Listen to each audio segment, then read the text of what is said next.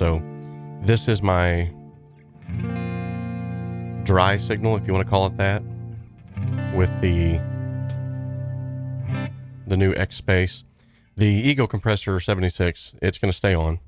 And as you can hear, I've got a little bit of reverb coming from this matchless emulation. Here's another matchless emulation. This one's got a boost built into it.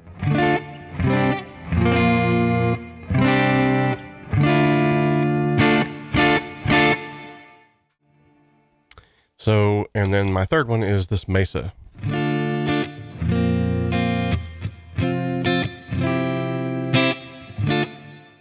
So as you can hear, it's definitely got tone for days here. I've got each one of these are for a specific reason though. So this one here is more of my like rhythm. And then this one's more my lead. And then this one here is more my rhythm slash like maybe ambient background swells. Something that's not too crazy. So if I put it back here to this, go with my dark setting.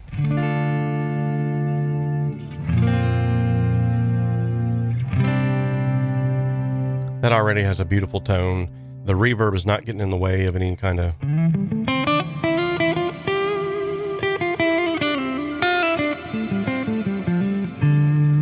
And if I really want to ramp it up and get some good lushness here,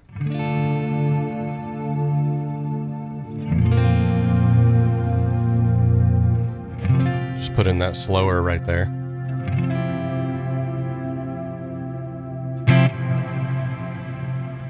Now, as you can see, I have removed some pedals off of here that I previously had on. For instance, the 𝗠𝗶𝘅 𝗧𝗶.